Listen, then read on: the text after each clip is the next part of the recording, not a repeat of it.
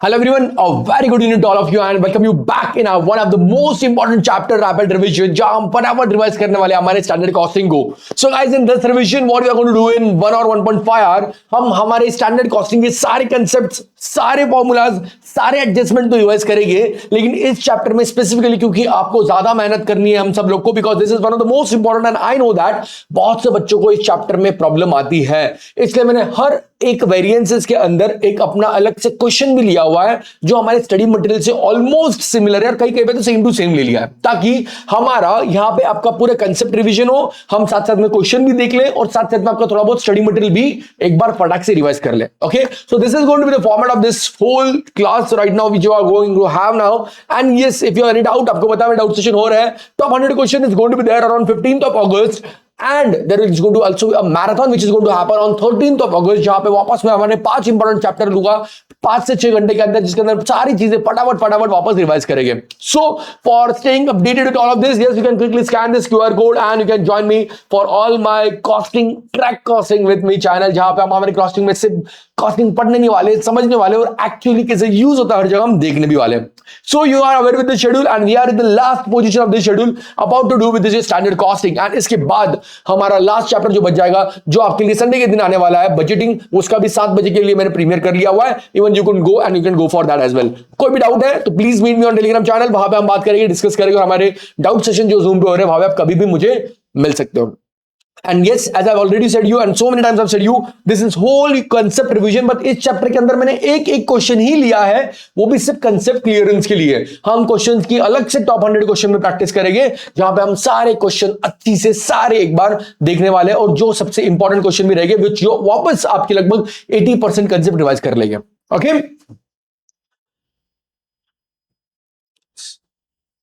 so guys, चलो without any delay let's quickly start with our standard costing as well, because as we know it's one of the very important chapter. so सबसे पहले standard costing को हम कितनी बार सुनते हैं, हम हर बार सुनते हैं, स्टार्टिंग से हम फर्स्ट डे से सुनते आ रहे हैं standard costing. So things are very simple. Organisation क्या करती है, अपना एक स्टैंडर्ड बना के रख देती है, एक स्टैंडर्ड चीज बना के रखती है, एक स्टैंडर्ड वे बना के रख देती है, एक स्टैंडर्ड हर चीज का कैलकुलेट करके रख देती है. और फिर जब वो एक्चुअली करते रहते हैं तो वो एक्चुअली हम वो चीजों को काउंट करते रहते हैं, मेजर करते रहते हैं और पीरियड एंड होने के बाद हमने जो सोचा था और हमने जो किया इसको कंपेयर करते हैं और फिर डिफरेंस अगर कहीं पे आता है तो उसका हम वेरिएंस एनालिसिस करते हैं दोस्तों. So now here it's very important that you understand, ये वेरिएंस है, ये वेरिएंस हमें बता रहा है कि भैया हमने जो सोचा था और हम जो कर रहे हैं इन दोनों में डिफरेंस आने का क्या रीजन है. Okay, once we know this variance that ये रीजन किस चीज की वजह से डिफरेंस आ रहा है, हम देखते हैं कि ये वेरिएंस कहां की वजह से आ सकता है. ये जो आपकी टोटल फाइनल प्रॉफिट में जो डिफरेंस आया, जो हमने सोचा था और आपने किया, वो एक तो आपके रेवेन्यू की वजह से डिफरेंस आ सकता है, जहां पे आपने सेल्स रेवेन्यू अलग सोचा था और एक्चुअली अलग कर दिया. आपके मटेरियल कॉस्ट की वजह से आ सकता है कि अपने मटेरियल कॉस्ट अलग से सोची थी अब अलग हो गई. आपके लेबर कॉस्ट की वजह से आ सकता है, आपके वेरिएबल ओवरहेड की वजह से आ सकता है, आपके फिक्स लोड की वजह से आ सकता है. अब इसके अंदर भी बहुत सारे बाइफरकेशन होते हैं. तो हम यहाँ पे यही देख रहे हैं कि हमने जो सोचा था और हम जो कर रहे हैं इन दोनों में डिफरेंस क्यों आ रहा है. तो हम हर एक अलग अलग जो आपके वेरिएंसेस हैं इनको हम अंडरस्टैंड कर रहे हैं, समझ रहे हैं और उसके अंदर भी क्या पार्ट है. जैसे फॉर एग्जांपल मटेरियल वेरिएंस के, मटेरियल कॉस्ट में वेरिएंस आया, हमने सोचा मटेरियल कॉस्ट आएगा 1 लाख पर आपका एक्चुअल मटेरियल कॉस्ट आया 1,20,000. तो हम देख रहे हैं 20,000 का डिफरेंस क्यों आ रहा है. ये मटेरियल कॉस्ट की वजह से भी आ सकता है कि हमने महंगा मटेरियल खरीद लिया है, मटेरियल प्राइस महंगी खरीद ली है, या फिर मटेरियल यूजेज की वजह से भी आ सकता है, प्राइस तो सही है बट शायद ज्यादा यूज कर लिया हमने. तो we are understanding, we are going in depth की गलती हो, ये वेरिएंस के रीजंस क्या है, क्यों कर रहे हैं सब ये पोस्टमार्टम एनालिसिस, ताकि नेक्स्ट टाइम हम समझ जाए कि गलती कहां हो रही थी. मटेरियल खरीदने में गलती थी या हमने जो स्टैंडर्ड बनाया उसमें गलती थी. स्टैंडर्ड बनाया उसमें गलती है तो उसको हम ठीक कर देंगे, बट अगर मटेरियल खरीदने में गलती थी तो हम नेक्स्ट टाइम वो गलती नहीं करेंगे. Okay, so this is the whole complete analysis. This is the reason, the understand the reason of this. So that's why it becomes very important chapter.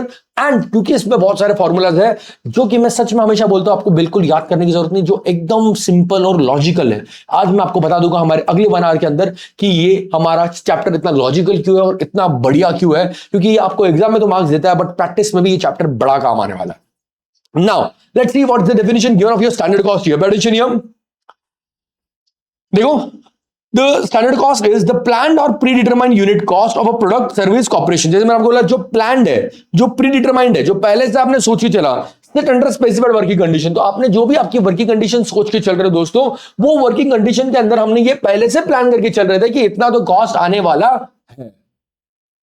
की point, standard cost is a plan cost determined on some basis before production starts, used for cost control, ताकि हम cost के ऊपर control रख पाए, हमें पता है कितना खर्चना है, कितना कब कहां पे देना है, हम परफॉर्मेंस इवैल्यूएट कर पाए बाद में जाके कि हमने कैसा परफॉर्मेंस किया था वो हम इवैल्यूएट कर सके।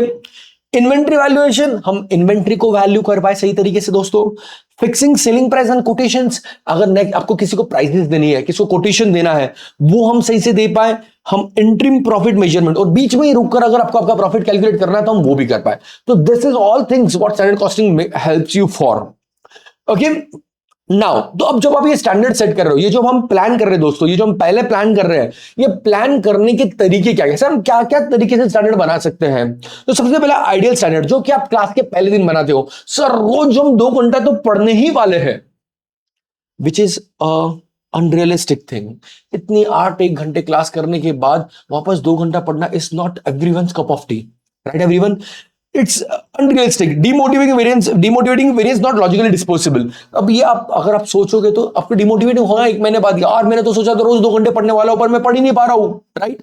अब तो डिमोटिवेशन ही होने वाला है, तो अनरियलिस्टिक है। वैसे अगर प्रोडक्शन, अगर आपकी मशीनरी की कैपेसिटी है 1 लाख यूनिट और आप 1 लाख यूनिट ही बना देते हो आपका budget, that's not really very possible. Attainable only under most favourable condition, best price, best efficiency, no waste. मतलब भैया एक भी मिनट लाइट नहीं जाएगी, एक भी मिनट हम काम बंद नहीं करेंगे, कहीं पे भी टाइम वेस्ट नहीं होगा, और सब कुछ करते रहे तो 1 लाख यूनिट बनाएंगे, but that's theoretical capacity frankly, right. तो ये आपका आइडियल कैपेसिटी, आइडियल स्टैंडर्ड हो गया, बहुत परफेक्ट, सब कुछ परफेक्ट रहा तो ये होगा।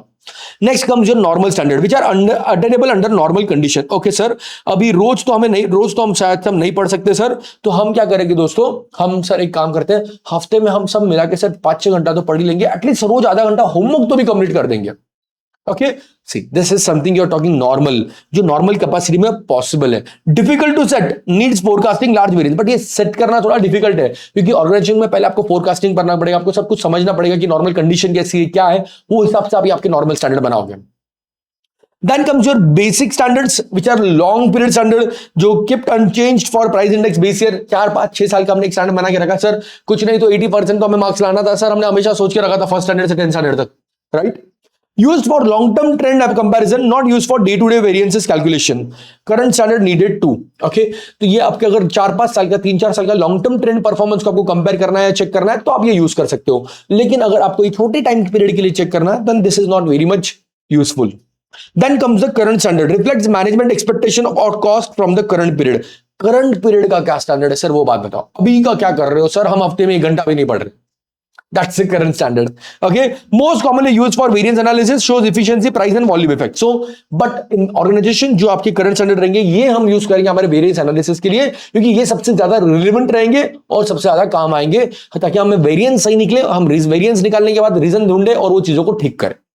Okay, so ideal, the best of best, normal, which you should be or you could be, हमारा बेसिक जो लॉन्ग टर्म एवरेज रहेगा, और current is something which is happening right now, right। I say loves asking which standard is most suitable for cost control। Answer, attainable or current standard represent the good performance, not ideal, not to lose। Okay, ideal बहुत काम का नहीं रहेगा, कि ideal is not practically no possible भी नहीं, तो उसे छोड़ दो, तो you can go for attainable standard or current standard। This both are very much suitable for your performance evaluation। Okay, go through with this standard quickly everyone, फटाफट एक बार go through करो, लास्ट चांस से समझो और अच्छे से समझ लो एक बार। कहीं पे भी कोई भी डाउट है तो फटाक से पूछ लो, लाइव में फटाफट जवाब देते रहने का, मैं हूं लाइव, ओके। तो मुझे फटाफट आंसर देता रहना, कुछ भी चीज आई को पूछो मुझे तुरंत, okay. Are you all there with me, say me yes और नो।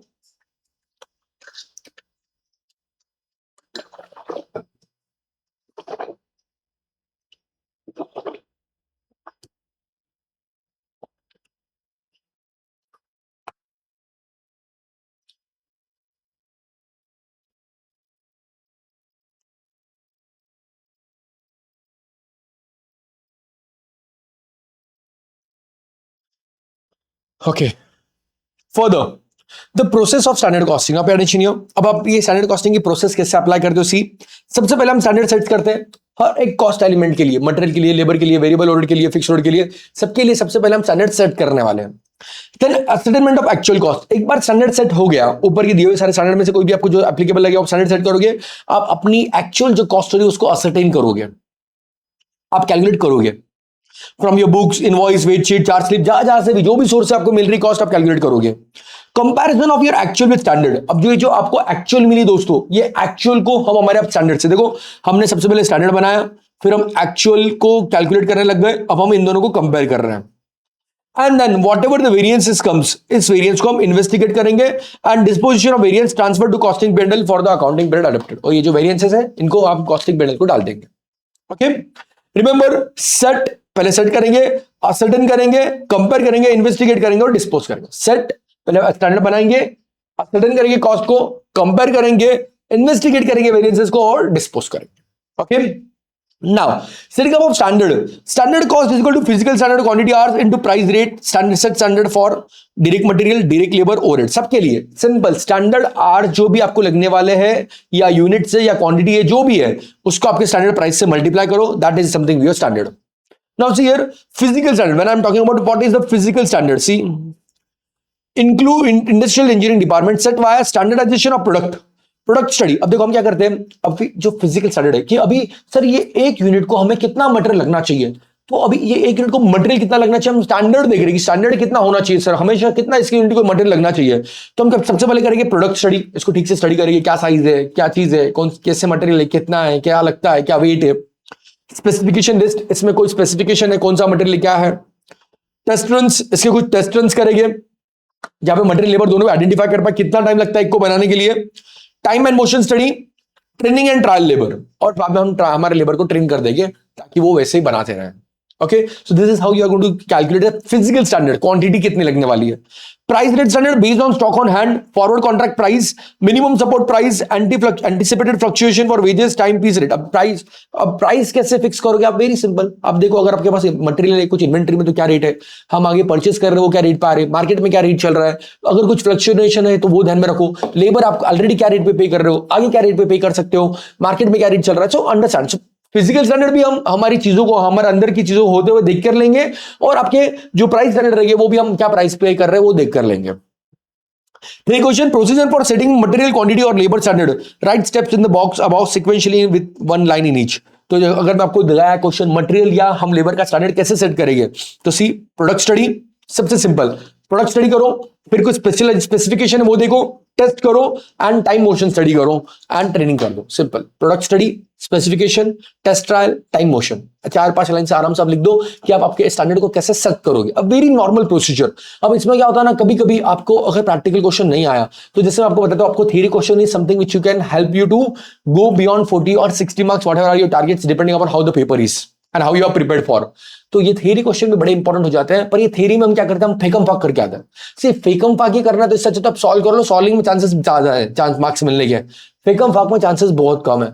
तो आपको पॉइंट पे लिखना आंसर, अननेसेसरी कुछ भी लिख कर आओगे तो नहीं मिलेगा। आपके पॉइंट आईसीआई के स्टडी मटेरियल के पॉइंट से मैच होना चाहिए, मैच हो गया great. Now, types of variances. Now, see, variances are divided in two categories. एक पहला category A, which are controllable variances, depending upon controllability. जो कंट्रोलेबल है या फिर अनकंट्रोलेबल वेरिएंस है। कंट्रोलेबल वेरिएंस मतलब क्या, arise from the factor with in the control of the responsibility centre. अरे रिस्पांसिबिलिटी सेंटर के कंट्रोल में है तो कंट्रोलेबल वेरिएंस, लेकिन जो चीज रिस्पांसिबिलिटी, जो रिस्पांसिबल सेंटर, जो भी वो सेंटर है, जो चीज का वो डिसाइड कर ही नहीं सकते हैं, तो वो uncontrollable factors beyond the control. For example market price variance. अब मटेरियल प्राइस क्या होगी मार्केट में, हमारे कंट्रोल पे क्या नहीं, तो दैट्स अनकंट्रोलेबल फॉर यू। लेकिन आप कंट्रोल कर सकते थे तो कंट्रोलेबल वेरिएंस हो जाएगा। स्टैंडर्ड में need revision persistent, right. For example material usage variance is somewhere controllable, वो आप कंट्रोल कर सकते थे, बट मटेरियल प्राइस वेरिएंस जो मार्केट प्राइस होगी सर हमें वही लेना पड़ेगा, तो दैट्स अनकंट्रोलेबल। तो अब ये क्यों हम बांटे दोस्तों, ताकि कंट्रोलेबल वेरिएंसेस के ऊपर हम हमारे मैनेजर को पकड़ेंगे, अनकंट्रोलेबल में बेचारा वो क्या कर सकता है, right. Effect on profit, favourable, again the most important two variances, favourable, अगर आपका प्रॉफिट के ऊपर पॉजिटिव इंपैक्ट कर रहा है तो वेरिएंस फेवरेबल रहेगा, और नेगेटिव इंपैक्ट कर रहा है तो वेरिएंस अनफेवरेबल रहेगा। सी, अगर कॉस्ट के बारे में बात करूं, if my actual cost is less than standard cost तो favourable, if my actual cost is more than standard cost unfavourable. Now most of student, I have seen many student, what they do, you know, variances को वो लोग minus plus से याद कर लेते हैं। But I would suggest guys, this is one of the worst way to remember minus से favourable से प्लस से अनफेवरेबल, या जो भी अपोजिट आप जैसे भी याद कर रहे हो, नहीं, please don't do this. Okay, थोड़ा भी क्वेश्चन में चेंज आ गया, थोड़ा भी आईसीआई ने कंसेप्चुअल वे से आपसे क्वेश्चन पूछ लिया, आप तितर बितर जाओगे एग्जाम के अंदर। Okay, so always remember with concept, and we are going to see here with concept how very simply you can remember it. एक सेकंड लगता है आपको लॉजिकली देखने के लिए क्या हो रहा है वहां पर, एंड वंस यू नो, क्योंकि क्या होता है ना, हमने सोच के रखा था sir that your material price variance का फॉर्मूला हमें पता है sir, that is standard price minus actual price into your actual quantity, और हमें पता है सर अगर इसका आंसर प्लस आया, अगर इसका आंसर जो भी आपका प्लस में आया मतलब ये वेरिएंस आपका हमेशा फेवरेबल रहेगा, और इसका आंसर माइनस में आया तो वेरिएंस हमेशा आपका अनफेवरेबल रहेगा। और ऐसा आप सोच के आते हो। अब एग्जाम के प्रेशर में जरूरी नहीं आप फॉर्मूला ऐसे कैसे लिखो, कभी कभी आप एपी माइनस एसपी भी तो लिख सकते हो, तो लो सब उल्टा पुल्टा हो जाएगा, राइट। तो अगर आप प्लस माइनस से याद कर रहे हो तो याद रखो आपने जो भी वे से कैलकुलेट किया है वो हमेशा याद रखो कि पहले क्या यूज करना है, लेकिन एग्जाम में अगर आपने उल्टा पुल्टा किया तो सब कुछ उल्टा पुल्टा हो जाता है। इससे बेटर हमें कैसे याद रखना है दोस्तों, सिंपल है, प्राइस वेरिएंस है तो वेरिएंस किसका निकलने वाला है, प्राइस का निकलने वाला है दोस्तों। अब प्राइस का वेरिएंस है ना, just to give 2 more seconds। अब देखो यहां पे देख लो ना, यहां पे ही देख लो कि अगर मेरी एक्चुअल प्राइस मेरे स्टैंडर्ड प्राइस से ज्यादा है मतलब मैं ज्यादा पे कर रहा हूं, अनफेवरेबल वेरिएंस, एडवर्स वेरिएंस। और ये देख लो कि अगर मेरी स्टैंडर्ड प्राइस मेरे एक्चुअल प्राइस से ज्यादा है, दैट्स अ गुड थिंग ना, मतलब मैंने सस्ते में मटेरियल खरीद लिया, that's a favourable variance. Okay, so that's the same thing how we are going to look here.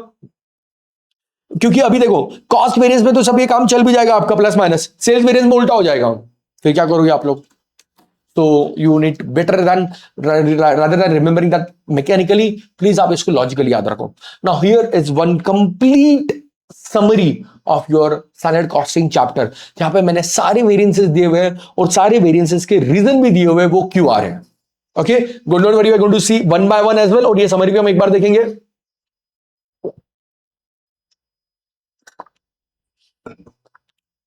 Condition देखो, सबसे पहले मटेरियल कॉस्ट वेरिएंस, सी अब कॉस्ट वेरिएंस आपके मटेरियल का देख रहे हैं, मटेरियल का टोटल कॉस्ट वेरिएंस है, मटेरियल का variance, difference between standard material cost and actual material cost. Simple, हमने क्या कॉस्ट सोचा था और आपने क्या कॉस्ट मिला, दोनों में भी डिफरेंस है, मटेरियल कॉस्ट वेरिएंस में आएगा।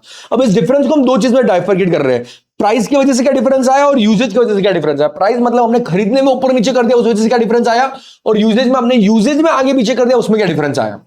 But there after as well, अगर आपके पास मल्टीपल प्रोडक्ट्स हैं तो इसमें और दो वेरिएंसेस हो सकते हैं। एक मिक्स वेरिएंस, हमने सोचा था सर आप ए 50% बेचोगे, बी 50% बेचोगे, लगे आपने ए 80% बेचा, बी 20% ही बेचा, ए में तो ज्यादा प्रॉफिट था, बी में कम प्रॉफिट था, तो मिक्स वेरिएंस। यील्ड वेरिएंस, जो आपका दिखता है आपके इनपुट से आउटपुट का रेशियो, कि हमने जो सोचा था, हमने 1000 का इनपुट डाला, हमें लगा 800 आएगा, लेकिन बाहर तो 750 आया, so that will given each see effect on difference in actual output from the material used, और यहाँ पे effect of using different proportion of material. हमने सोचा आप ए प्रोपोर्शन में यूज करोगे, बी वो प्रोपोर्शन में यूज करोगे, 50-50, आपने 80-20 यूज कर लिया, गड़बड़ हो गया सर सब कुछ, that's the difference. Now same, now next same way जब हम लेबर का वेरिएंस देखेंगे, that is labour cost variance, which will be again divided into 3 parts। एक रेट वेरिएंस, जो लेबर के रेट में डिफरेंस आ गया, हमने कुछ अलग रेट सोचा था और आपने कुछ अलग रेट दे दिया। अगला इफिशिएंसी, हमने सोचा था वो इतने आर में इतने प्रोडक्ट बनाएंगे पर उन्होंने तो सिर्फ कम ही बनाए सर। आइडियल टाइम वेरिएंस, कितने टाइम वो खाली बैठे रहे। इफिशिएंसी वेरिएंस को हम फर्दर डिवाइड करेंगे वापस मिक्स वेरिएंस या गैंग वेरिएंस, हमने सोचा था हमें skilled labour semi skilled labour दोनों सेम लगेगी, लेकिन सर आपने स्किल्ड ज्यादा यूज कर लिए, सेमी स्किल्ड कम यूज कर दिए, तो ये जो डिफरेंस आ रहा मिक्स में, जैसे यहाँ पे मटेरियल में डिफरेंस आया था ए बी के, यहाँ पे हमारे लेबर में डिफरेंस आ गया। यील्ड वेरिएंस वापस वही सर, हमने सोचा एक आदमी 1 घंटा काम करेगा 10 यूनिट देगा, पर वो सिर्फ 5 यूनिट बना रहा है। Then comes your overhead cost variance, जो कि 2 मेजर पार्ट में डिवाइडेड है, variable overhead and fixed overhead. Don't worry, we are going to go individually, और सबके हम एक क्वेश्चन भी देखने वाले हैं। अगर हम वेरिएबल ओवरहेड वेरिएंस के बारे में बात करें, एक्सपेंडिचर वेरिएंस, एफिशिएंसी वेरिएंस, अगर वापस एक्सपेंडिचर आपके effects on difference in actual variable and overspend, जो भी आपने ज्यादा कम ज्यादा स्पेंड कर दिया वो आ गया, और efficiency difference in variable overhead per unit of activity, क्योंकि आपका पर यूनिट ऑफ एक्टिविटी जो भी था उस वजह से डिफरेंस आया, जैसे वो लेबर के ऊपर डिपेंडेंट है या फिर मशीन आर के ऊपर डिपेंडेंट है, तो हमने जो सोचा था उससे ज्यादा गड़बड़ हो गया, तो वहां पर आएगा। Then comes your last is your fixed overhead variance. See, expenditure variance, effects of difference in actual fixed cost spent, and volume variance, जो आपके एक्टिविटी की वजह से वापस गड़बड़ हुआ, ओएआर की वजह से गड़बड़ हुआ, आपका आपने एक्टिविटी कम ज्यादा यूज कर ली। सी यहाँ पे एक्सपेंडिचर कम ज्यादा हुआ, यहाँ पे एक्टिविटी कम ज्यादा हुई। फॉर एग्जांपल, मैंने सोचा था मैं 10,000 यूनिट बनाऊंगा और मुझे कॉस्ट आएगा 10 लाख, मैंने 10,000 की जगह 12,000 यूनिट बनाए और कॉस्ट आया मुझे 12 लाख, 13 लाख समझो। तो जो कॉस्ट में डिफरेंस है वो एक्सपेंडिचर में आएगा, और जो ये आपके एक्टिविटी में डिफरेंस आया वो वॉल्यूम में आएगा, जिसको हम वापस 3 में डिवाइड करेंगे। इफिशिएंसी वेरिएंस, आपकी इफिशिएंसी की वजह से गड़बड़ हुआ है। कैपेसिटी वेरिएंस, हमने जो कैपेसिटी सोची थी उससे कम ही हुआ, ज्यादा यूज किए। एंड कैलेंडर वेरिएंस, हमने 10 दिन सोचे थे काम करने के, लेकिन आपने 8 ही दिन किया। तो सी, तो आपके टोटल जो भी कॉस्ट में वेरिएंस आ रहा है, इनको हम 3 पार्ट में डिवाइड कर रहे हैं, और तीनों पार्ट में से हम और अंदर अंदर डेप्थ में जा रहे हैं कि गड़बड़ हुई कहां पे है, क्योंकि जहां पे गड़बड़ हुई है हमें नेक्स्ट टाइम से वो गड़बड़ को वहां से सुधारनी है और वो गड़बड़ को वापस नहीं रहने देनी है। Are you clear with this? Just quickly go through it, all of them roughly. Yes, you have already notes with you.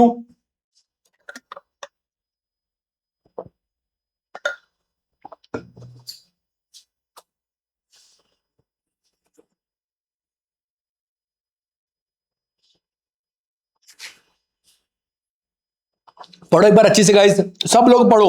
अभी ऐसे पढ़ो कि लास्ट टाइम पढ़ रहे हो guys, everyone.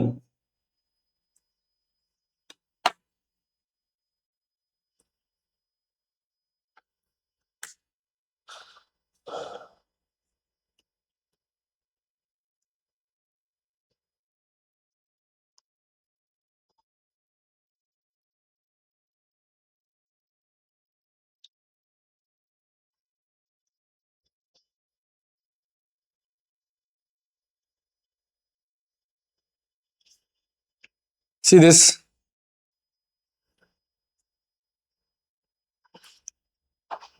Read all the lines given thereafter as well for your quick understanding.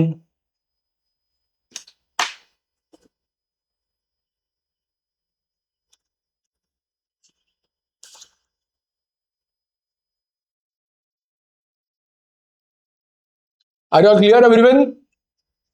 Okay, let's start with each of them then now. Let's start with the material cost variance. So जैसा मैंने आपको बोला था कि ये जो material cost variance है, is the difference between standard cost of material and the actual cost of material. हमने जो स्टैंडर्ड कॉस्ट सोची थी और आपकी जो एक्चुअल कॉस्ट आई, इन दोनों का जो डिफरेंस है ये आपके material cost variance, total material cost variance में आएगा। Now you know all the formulas they are handwritten here, आपके नोट्स में भी ऐसे ही मैंने अटैच कर दिया यही screenshots. See now here when we are talking about material cost variance, एक तो हम डायरेक्ट कर सकते हैं सर, आपका standard quantity into standard price minus actual quantity into actual price, very simple, directly आ जाएगा सर। तो आपका टोटल मटेरियल कॉस्ट वेरिएंस आएगा। अब उसके हमने जैसे देखे थे दो पार्ट है आपके, क्या दो पार्ट है दोस्तों? आपके मटेरियल प्राइस की वजह से एक डिफरेंस आ रहा है और एक यूजेस की वजह से डिफरेंस आ रहा है। अब प्राइस में जो डिफरेंस आ रहा है, will focus here right now. See, price का वेरिएंस, आप साइड आपको फॉर्मूला याद करने की जरूरत ही नहीं, इट्स वेरी सिंपल। प्राइस का डिफरेंस है दोस्तों, प्राइस का डिफरेंस, प्राइस का वेरिएंस, तो प्राइस का डिफरेंस लो ना, standard price minus actual price, और प्राइस का डिफरेंस रखे, प्राइस पे ही फोकस करना हमें, तो फिर क्वांटिटी को एक्चुअली रहने दो, क्योंकि हमारा यहां पे पहले वेरिएंस में हमारा फोकस इतना ही है कि भैया प्राइस कितना डिफरेंस आ रहा है प्राइस की वजह से हमारे टोटल मटेरियल कॉस्ट में। दूसरा जो है, अब वो दूसरा जो वेरिएंस है ये फोकस करता है आपकी क्वांटिटी के ऊपर, तो यहां पे यूजेज का डिफरेंस है, तो see standard quantity minus actual quantity. अब यहां पे हमें रेट से गड़बड़ नहीं करनी, तो हमने यहां पे रेट स्टैंडर्ड रेट है, तो सिंपल याद रखना, प्राइस वेरिएंस में आप एक्चुअल क्वांटिटी से मल्टीप्लाई करोगे और रेट वेरिएंस में आपके और यूजेज वेरिएंस में हम स्टैंडर्ड प्राइस से मल्टीप्लाई करेंगे। Okay, remember this two things and your whole material cost variance is done. That's it. कि प्राइस वेरिएंस में तो आपको नाम में बता दिया भैया प्राइस का डिफरेंस लेना मल्टीप्लाई एक्चुअल क्वांटिटी से करना है, और यूजेज वेरिएंस में नाम में बता दिया क्वांटिटी का डिफरेंस लेना मल्टीप्लाई स्टैंडर्ड रेट से करना है। अब देखो ये जो स्टैंडर्ड रेट से मल्टीप्लाई किया, अगर आपके पास मल्टीपल प्रोडक्ट्स है तो ये आपको कभी कभी क्वेश्चन में ये भी पूछा जाता है, please calculate your material mix variance and yield variance as well. बहुत से बच्चे के ऑप्शन में छोड़ जाते हैं, सब बिल्कुल भी नहीं करना है, बिकॉज वन सिंगल टेबल हमें हर आपके एडवांस वेरिएंसेस मटेरियल के रहो, लेबर के रहो, मटेरियल लेबर के रहो, तो आपको यहां पर टेंशन बिल्कुल नहीं लेना है, क्योंकि एक ही टेबल आपको सब कुछ सॉल्व करवा के दे देगा। तो आपको प्लीज ये ऑप्शन में नहीं छोड़ना, क्योंकि कभी कभी क्वेश्चन बहुत सिंपल होता है, जब भी ये एडवांस क्वेश्चन पूछते हैं ना, मैक्सिमम टाइम क्वेश्चन बहुत सिंपल होता है और बच्चे क्योंकि एडवांस वेरिएंस पढ़ के भी नहीं जाते एग्जाम में, डर के वो छोड़ देते हैं। And I do not want you to do this. Okay, spend half hour more and you will, अरे भैया इसके ऊपर 2 घंटा खर्चा है तो इसके ऊपर और आधा घंटा खर्च हो रहा है और ज्यादा टाइम नहीं लगने वाला, मैं आपको गारंटी देता हूं। Okay, now see the formula is very simple again for that. अब हमने ये क्वांटिटी का जो वेरिएंस है इसको हमने 2 चीजों में बांटा। ओके, अब सी एक चीज यहां पे ध्यान रखना, यहां पे आपकी क्वांटिटी, अगर परचेस क्वांटिटी और यूज क्वांटिटी अलग है तो प्राइस में हम परचेस करते हैं इसलिए पे परचेस क्वांटिटी आएंगी, राइट अगर अलग अलग है तो, अगर एक ही थी तो फिर टेंशन नहीं है, और यूजेज में तो हम यूज करते हैं इसलिए यहाँ पे कंज्यूम क्वांटिटी आएंगे, ये याद रखना, सिंपल नाम में ही है। प्राइस में तो परचेस किया इसलिए परचेस क्वांटिटी लेंगे, और यूज में तो हमने जो यूज कर रहे कंज्यूम कर रहे तो यूज वाली क्वांटिटी लेंगे। अब इसको हम आगे दो पार्ट में डिवाइड करेंगे, which is material mix variance and yield variance. Mix variance मतलब हमने गलत प्रपोर्शन में यूज कर लिया, तो I will just write it here for your understanding, wrong proportion, okay. And yield is input to output वाला। अब देखो यहां पे मटेरियल यूजेस वेरिएंस बाहर क्या है, तो हर जगह बाहर पे वही है, सिंपल। अंदर देखो revise standard quantity minus actual quantity, revise standard quantity, तो जो आपका जो भी आपके standard quantity for actual output था, यहाँ पे हमारा जो standard quantity for actual output होता है, इसको हम क्या करेंगे, हम रिवाइज करेंगे स्टैंडर्ड क्वांटिटी में, okay. Revise standard quantity minus actual quantity, और यहाँ पे क्या होगा, standard quantity minus revise standard quantity. तो एक बार revise standard quantity minus actual quantity, एक बार standard quantity minus revise standard quantity, simple, okay. So material price variance, price का डिफरेंस, मटेरियल परचेस लेंगे, मटेरियल यूजेज वेरिएंस, आपके work आपके usages का difference, तो यहाँ पे हम क्या मल्टीप्लाई करेंगे स्टैंडर्ड रेट से। उसके दो पार्ट कर दिए हमने। मटेरियल आपका मिक्स वेरिएंस, मिक्स वेरिएंस में बाहर भी स्टैंडर्ड रेट रहेगा, वहां पे भी बाहर स्टैंडर्ड रेट रहेगा। यहाँ पे RSQ minus actual quantity, mix हम मिक्स कर रहे हैं, तो RSQ revise standard quantity minus actual quantity, और वहां पे standard quantity minus revise standard quantity. ये बोल रहा है भैया, अब देखो एकदम सिंपल है, इसको और आपको इजीली याद करना है तो और सिंपल याद कर सकते हो। ये बोलता है भैया एक बार मुझे लिया तो मुझे भी ले लो, that's it. Standard actual quantity को इधर लो, स्टैंडर्ड को उधर डालो, और ये तो हमारे दोनों जगह आने ही वाला है, ओके। अब इन दोनों का एडिशन किया तो आपका इसका आंसर आना चाहिए, और इन दोनों का आपने एडिशन किया तो आपका मटेरियल कॉस्ट वेरिएंस का आंसर आना चाहिए, जो आप रीचेक हमेशा कर सकते हो।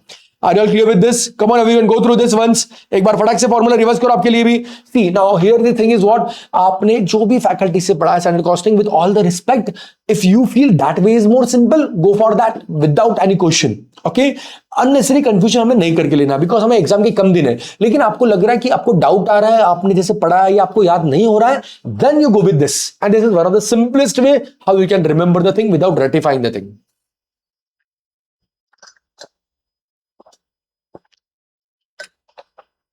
बिकॉज देखो बच्चों, अगर आप रेटिफिकेशन करोगे ना तो एग्जाम में भूलने के चांसेस बढ़ जाते हैं, बिकॉज आप एग्जाम के प्रेशर में होते हो। बट अगर आप लॉजिकली याद रखोगे ना तो वो कभी जिंदगी में कभी नहीं भूलोगे।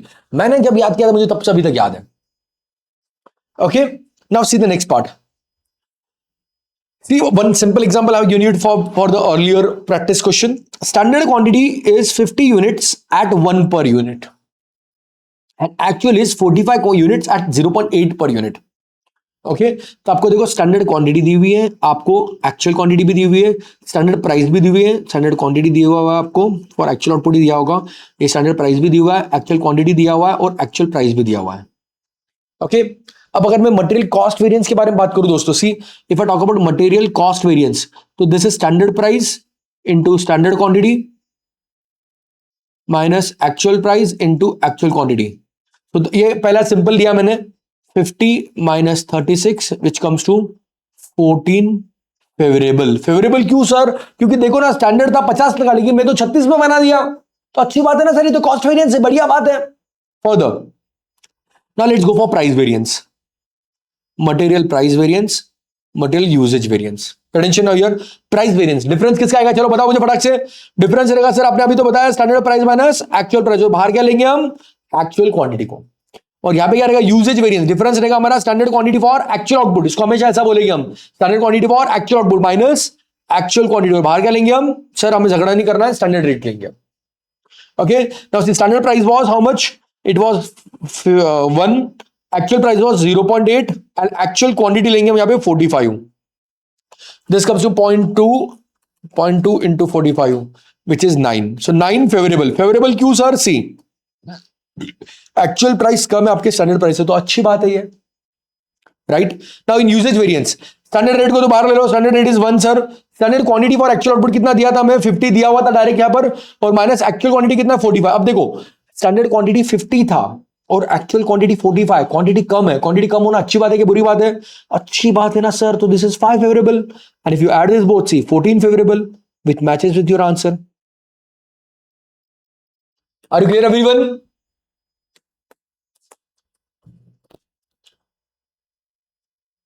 Yes.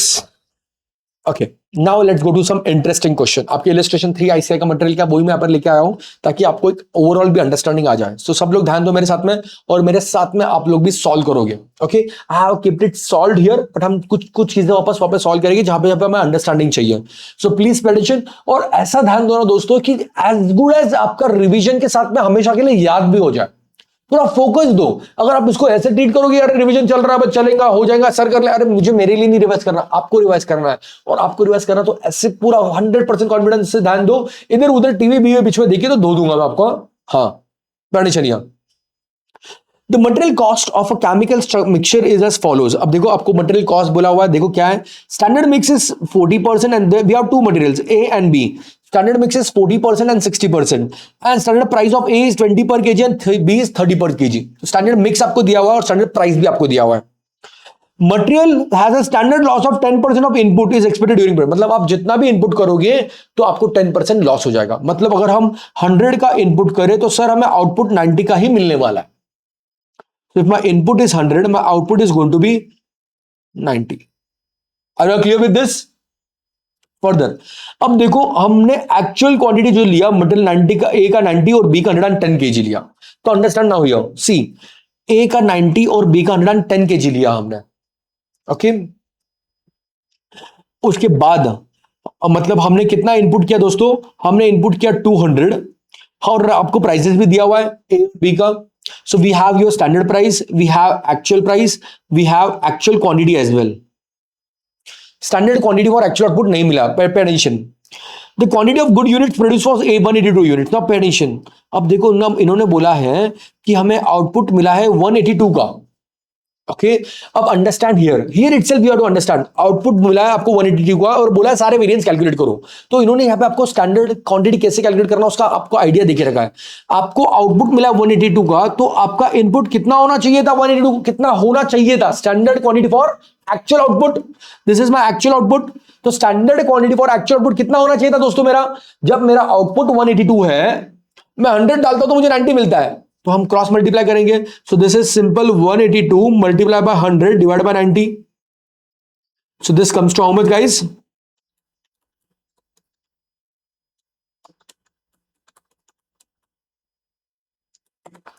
202.22 kg. So my input should be 222 kg.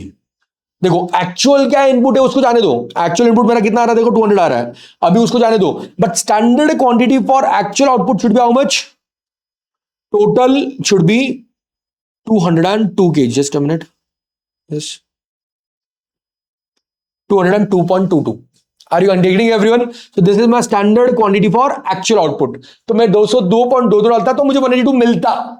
Okay, ये तो एक्चुअली मिला हुआ है। Now let's see, now we will do one big table. हमेशा याद रखना एग्जाम में आप क्या करोगे, एक बड़ा टेबल बना दोगे जिसके अंदर आपका सारा डेटा रिक्विजिट डेटा है। तो now see I have made it here, material A B, actual quantity was given to you in the question, standard quantity भी हमें ये हमने ढूंढा, you know potential here, standard price is given to you, actual price is given to you, जो जो चीजें दी मैंने लिख दी ना पेंडेंशियल हियर। अब स्टैंडर्ड क्वांटिटी अभी हमने ढूंढी 202 आई थी, तो 2022 आया था आपका, तो ये आपका मटेरियल ए कितना होना चाहिए था, मटेरियल ए 202 का 40% होना चाहिए था, राइट। और मटेरियल बी कितना होना चाहिए था, 60%। See that's what I did here, 202.22 into 40%, 80.88 का 80.89 राउंड ऑफ किया मैंने, और नीचे 121 किया है 0.33। Now the another important and interesting thing is this, ये तो अभी हमने कैलकुलेट कर दिया सर, ये आप जो लेकर आए थे 202.2 इसको यूज किया और इसको बांट दिया। ना another important revise standard quantity, revise standard quantity is what guys, standard आपका actual quantity in revise ratio. जो भी आपने एक्चुअल क्वांटिटी लिया था दोस्तों उसको हम रिवाइज रेशो में लेते हैं। तो see what we generally do is say my actual quantity is of A and B, A का कितना है 90 और बी का 110, टोटल कितना हुआ 200।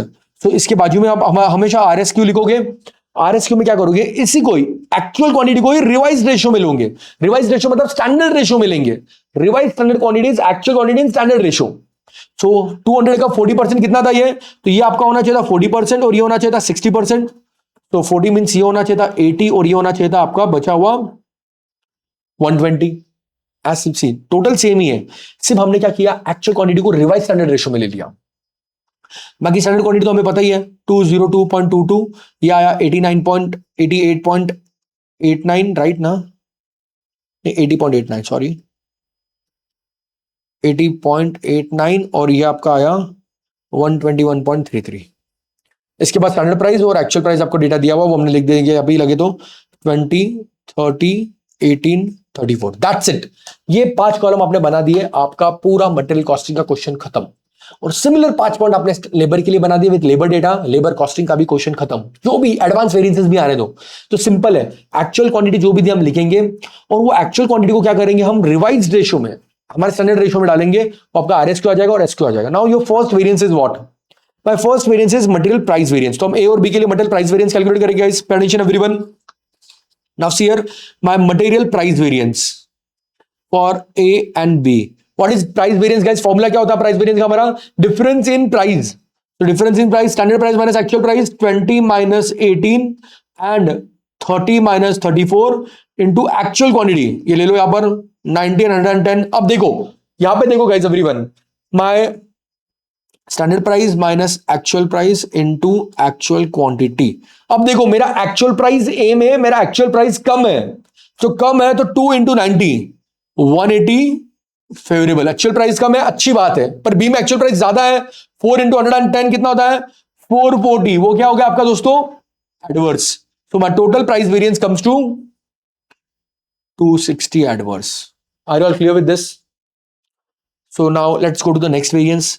The next variance is your material mix variance. हम एक काम करते पहले हमारा ये कैलकुलेट कर रहे थे, बेटा मिनट, एक काम करते हैं हम इसको हमारे उसी तरीके से कैलकुलेट करते हैं जैसे हमारे डायग्राम बनेगी। Oh sorry,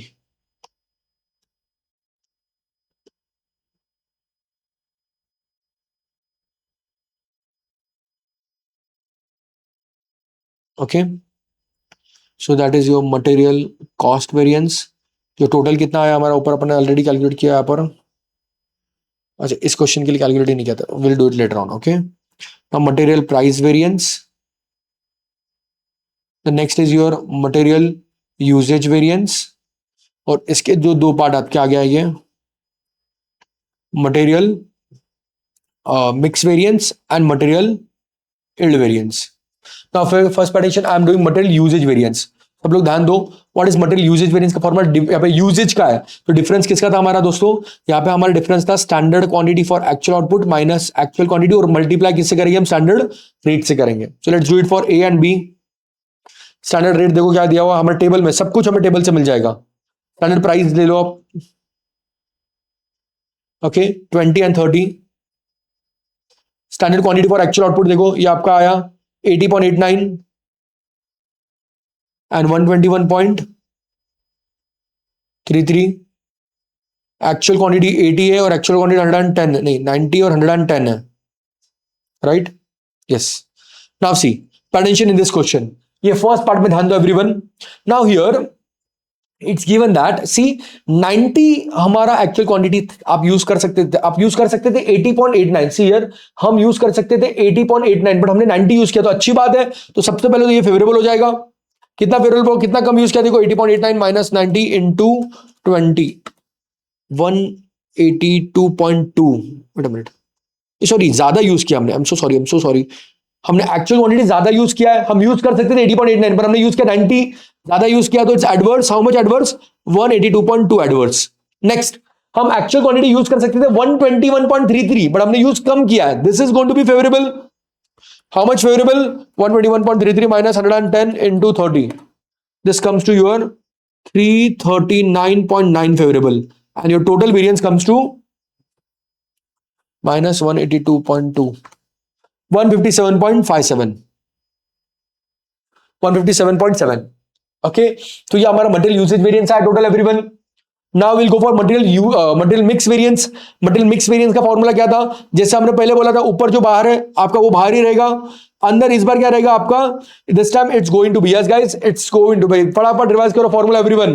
this guys is going to be RSQ minus AQ and then SQ minus RSQ। तो सी हियर सारा डेटा हमारे पास अवेलेबल ही है, RSQ minus AQ and here SP बाहर ही रहेगा, SQ माइनस RSQ। ओके देखो वापस हम AB के लिए करेंगे यहां पर स्टैंडर्ड प्राइस था 2030. Now what is revise standard quantity here? Revise standard quantity हमारे कॉलम में यहां से लो 80 and actual quantity is 90. Revise standard quantity is 120, actual quantity 110. देखो now here material mix variance. अब देखो हम करना चाहिए था 80 बट हमने यूज किया 90, so this is your 200 adverse ज्यादा यूज किया हमने.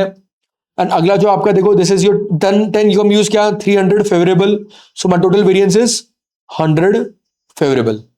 For material usage variance, see my standard price was again same for A and B. It's 20 and 30. Standard quantity for actual output जो यहाँ पे हमने निकाली देखो 80.89 and 121.33 minus revised standard quantity is 80 and 110. So this comes to how much? 0.89 into 20. देखो हमने कम use किया ये, so this is going to be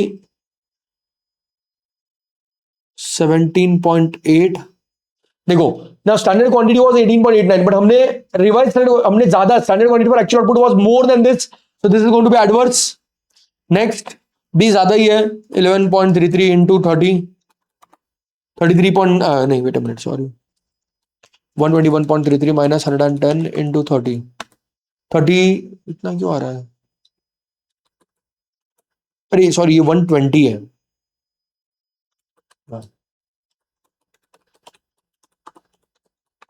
This comes to 39.9 adverse. Total comes to 57.7 adverse.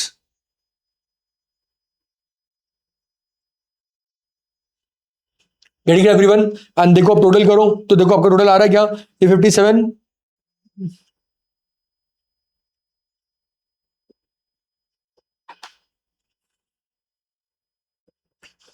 एक minute it's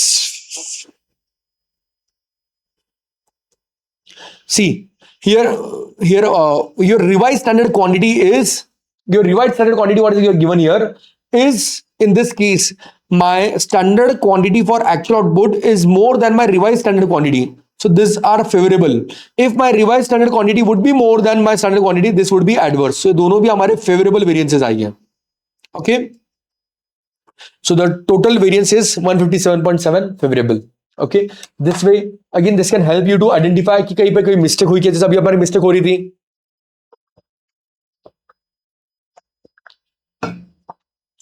Remember with this,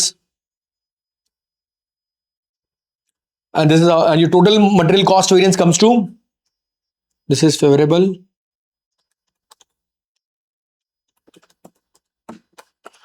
102.3 adverse. See here 2.3 और 2.2 जो भी आपके minor कोई चेंजेस हो गया आपके इसमें. Are you all clear with this? So this is how you will calculate your all variances. So if you just see, हमने इसमें क्या किया, हमने बस ये एक टेबल बना दिया and once you made this table, everything got very simple for you. Okay, so in the same way you're going to make tables and that will help you for all. See material mix variance always use standard price. जैसे मैंने आपको बोला mix और mix के variance के लिए और आपके usage variance के लिए हमेशा हम standard price use करेंगे. If material purchased is not equal to consumed, so price variance should be on quantity purchased and usage variance should be on quantity used. Common mistake using actual quantity consumed for price variance. तो आपको याद रखना है कि आपका जो price variance है इसके अंदर हम हमेशा क्वांटिटी परचेज यूज करेंगे और यहाँ पे क्वांटिटी कंज्यूम यूज करेंगे. अलग अलग है तो अगर एक ही क्वांटिटी दी है तो फिर टेंशन ही नहीं है. Are you clear everyone? Okay,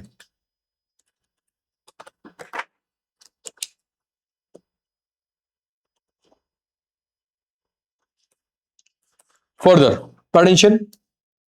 Now the next variance is your labor variance. Pay attention here, labor variance में भी पहला वैसा ही है आपका स्टैंडर्ड माइनस एक्चुअल जो भी टोटल रहेगा that is going to be your total labor cost variance.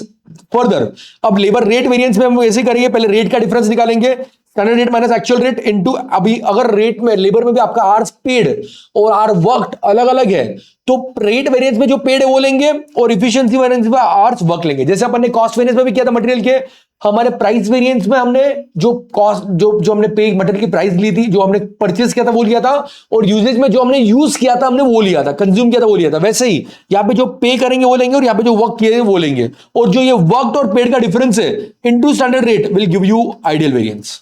क्योंकि hours worked and hours paid में जो डिफरेंस है that is nothing but idle time.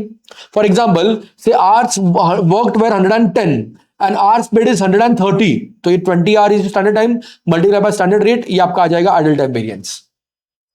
Further labour efficiency variance में हम दो पार्ट में डिवाइड करेंगे, आपके एक गैंग या मिक्स वेरिएंस। वापस सेम पिछली बार अपन ने जैसे किया था, हमारा revise standard quantity minus standard minus actual cost लिया था, एक्चुअल हमारा कॉस्ट लिया था, वैसे यहाँ पे revise standard quantity minus actual hours लेंगे। अब हमने एक्चुअल क्वांटिटी लिया था, और अगले इसमें हमने क्या किया था, standard quantity for actual output minus RHH किया था, same to same. So if you remember one ना, आपको बाकी सारी लॉजिक क्लियर हो जाएगी, आगे सब जगह सेम है। See go through the formula once, everyone read this once very nicely.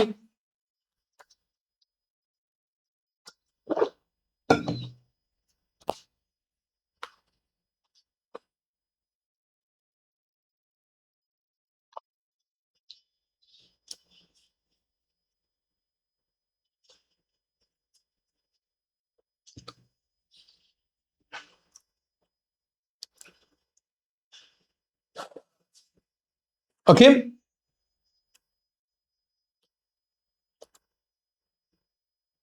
Now further see and simple question पर एक बेसिक क्वेश्चन लिया मैंने। Standard is 1000 hours and rate is given to you, actually 900 hours and rate is given to you. अब पहले तो cost में जो भी डिफरेंस आएगा 14,000 आपका 9,000 का डिफरेंस जो है, तो देखो हम 50 पे कर सकते थे, हमने 36 पे किया तो फेवरेबल हुआ। फिर ये आपका रेट, आपका आवर्स में इफिशिएंसी वेरिएंस, आवर्स में डिफरेंस, रेट में वेरिएंस, ये आपका rate variance. Okay, see just go through it once.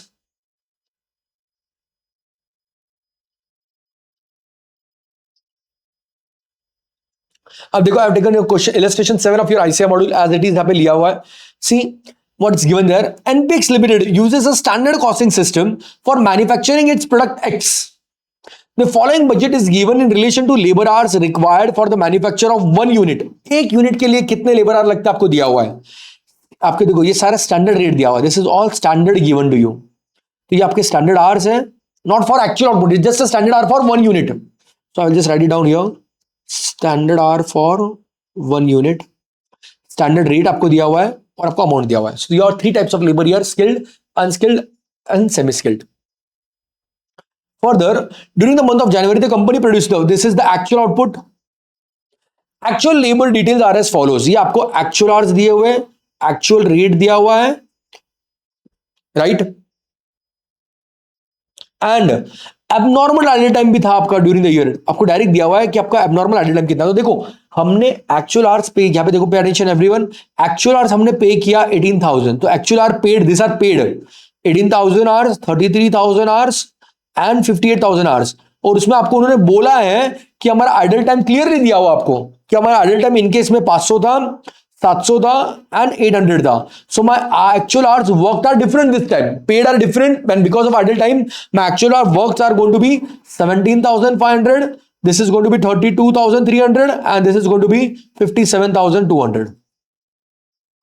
There is difference in my actual and my actual hour paid and actual hour worked because of idle time.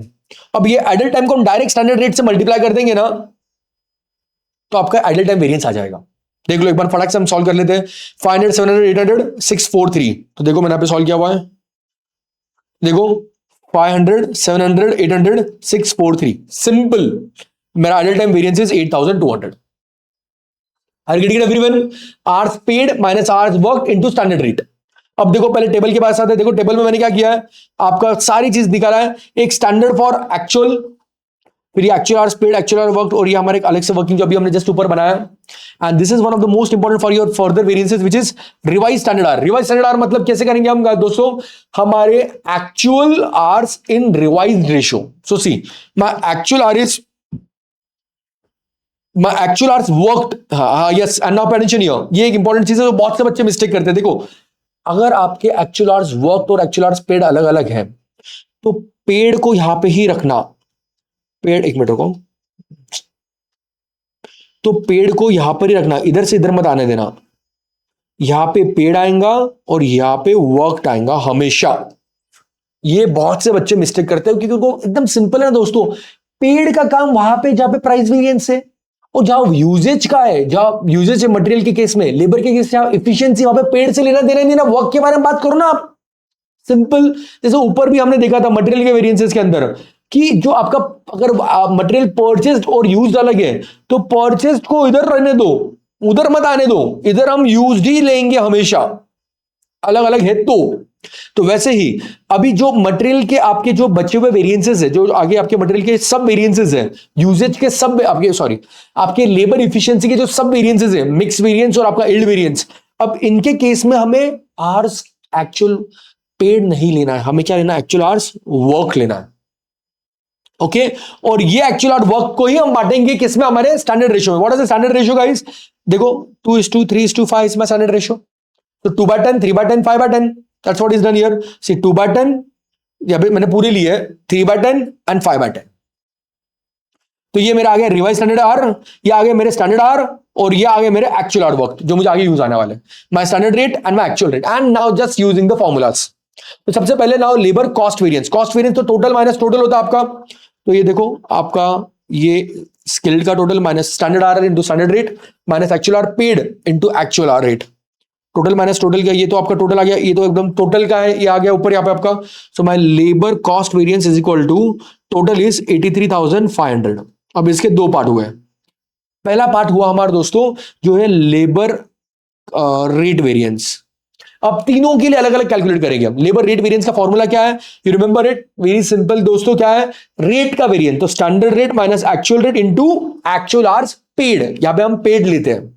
तो देखो standard rate is 6, यहां से मेरा सारा data मैंने लिया, standard rate minus actual rate into actual hours paid, see standard rate minus actual rate into actual hours paid, standard rate minus actual rate into actual hours paid.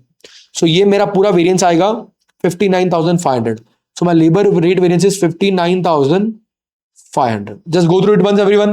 देखो मैंने calculation भी दिया हुआ है ताकि हम थोड़ा स्पीड अप करें, ज्यादा डिटेल में ना जाए, ज्यादा नहीं लिखूं, आपका रिवीजन है इसलिए I am not solving this and I have given this in writing whatever solution are there, so we can quickly revision it, revise it. आपको क्या करना है, एक बार क्वेश्चन आपको लगे तो आपके खुद के लिए सॉल्व कर लेना।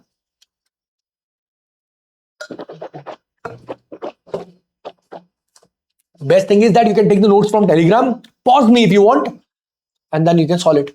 As simple as that. कोई टेंशन नहीं, मैं लाइव हूं तो भी कोई टेंशन नहीं ना, आप तो पॉज कर सकते हो मुझे, आपके हाथ में रिमोट है आखिर की मेरा, राइट।